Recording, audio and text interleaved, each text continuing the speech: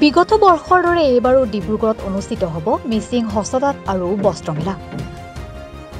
মিচিং স্বায়ত্তশাসিত পৰিষদৰ উদ্যোগত ডিব্ৰুগড় মিলন নগৰত অৱস্থিত চৰকাৰী উচ্চতৰ বালক বিদ্যালয়ত অনুষ্ঠিত হ'ব 15 সংখ্যক মিচিং হস্ততাঁত আৰু বস্ত্ৰমেলা 2024। 4 ডিচেম্বৰৰ পৰা 8 ডিচেম্বৰলৈকে অনুষ্ঠিত হ'বলগীয়া মিচিং হস্ততাঁত আৰু বস্ত্ৰমেলাত প্ৰায় 60 বিপণীয়ে অংশগ্ৰহণ কৰিব। আনহাতে এই মেলাৰ লগত সংগতি ৰাখি অনুষ্ঠিত হ'ব আলোচনা চক্ৰ। অনুষ্ঠিত হ'ব জনগোষ্ঠীয় কৃষ্টি প্ৰদৰ্শন, সৌন্দৰ্য প্ৰদৰ্শনৰ লগতে সাংস্কৃতিক অনুষ্ঠান।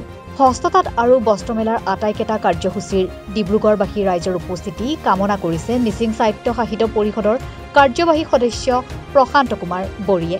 বিগত বৰ্ষৰ দৰে এই বছৰো ডিব্ৰুগড়ত 15 মিচিং হ্যাণ্ডলুম এক্সপো 2024 ডিব্ৰুগড় চৰকাৰী উচ্চতৰ বালক বিদ্যালয়ৰ এই খেলপথাৰ প্ৰাংগণত অহা 4 ডিচেম্বৰৰ পৰা 8 ডিচেম্বৰলৈ 5 দিনীয়া কাৰ্যসূচী ইয়াত অনুষ্ঠিত হ'ব আৰু ইয়াত 100 গৰাকীতকৈ অধিক শিপিনীহে অংশগ্ৰহণ কৰিব আৰু এইবাৰ বয়ন শিল্পৰ সম্ভাৰ ঘটিব।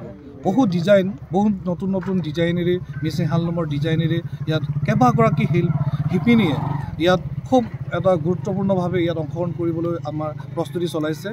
শদিয়াৰ পৰা আপোনাৰ লখিমপুৰ, ধেমাজি, চিলাপথাৰ, ঢকুৱাখানা, মাজুলী, শোণিতপুৰ, গোলাঘাট, বোকাখাট, গুৱাহাটীৰ পৰা আদি কৰি প্ৰায় 100 গৰাকীও অধিক খুব উন্নত মানদণ্ডৰ বয়ন শিল্পৰে বিভিন্ন ডিজাইনৰ এটা পৰিভৰ ঘটিব।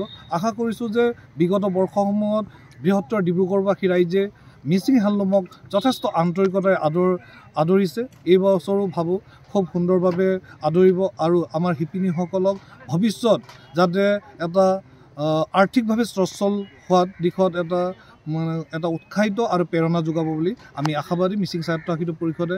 আৰু মিচিং স্বায়ত্তশাসিত পৰিষদে আপোনালোক সকলোৱে এইবাৰ অৱগত মিচিং হ্যাণ্ডলুমৰ GI টেগ ভাৰত চৰকাৰৰ পৰা ভাৰত চৰকাৰৰ সংস্থাৰ পৰা ইতিমধ্যে স্বীকৃতিপ্ৰাপ্ত হৈছে।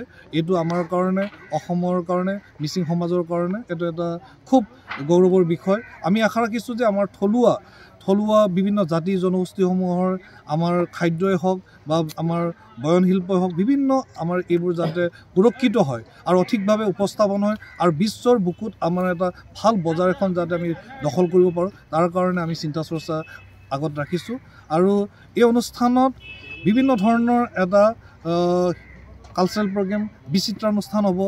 ইয়াত আপোনাৰ আৰু উইভাৰসকলক লৈ এখন আলোচনা চক্ৰ অনুষ্ঠিত হ'ব, মত বিনিময় অনুষ্ঠান অনুষ্ঠিত হ'ব, বিভিন্ন ধৰণৰ বিচিত্ৰ অনুষ্ঠান অনুষ্ঠিত হ'ব আৰু বিভিন্ন জনগোষ্ঠীয় নৃত্য, জনগোষ্ঠীয় কৃষ্টি সংস্কৃতিক আমি ইয়াত নিমন্ত্ৰণ কৰিছোঁ। আশা ৰাখিছোঁ যে মিচিং হ্যাণ্ডলুম এক্সপো এটা ফেষ্টিভেললৈ ৰূপান্তৰিত হ'ব যাতে বিভিন্ন জাতি জনগোষ্ঠীৰ মাজত এটা মিলনভূমি সাংস্কৃতিকভাৱে আৰু বিভিন্ন ধৰণৰ আমাৰ খাদ্যৰ জৰিয়তে হওক আৰু আমাৰ এইটো হ্যাণ্ডলুমৰ জৰিয়তে, হস্ততাঁতৰ জৰিয়তে হওক এটা সমন্বয় সম্প্ৰীতি ঘটি এটা সংগতি সৃষ্টি কৰি এটা ভাল বজাৰ এখন ইয়াত উপনীত হ'ব বুলি আশা ৰাখি আমি সমগ্ৰ বৃহত্তৰ ডিব্ৰুগড়বাসী ৰাইজক এই 5টা দিনলৈ মিচিং স্বায়ত্তশাসিত পৰিষদে আন্তৰিকতাৰে আদৰণি জনাইছোঁ। ডিব্ৰুগড়ৰ পৰা দীপিকা বৰুৱাৰ ৰিপৰ্ট, ৰিপাব্লিকান। মহানগৰীত উৎকৃষ্ট hotel the villa, Adarshapur, Berlin number 1।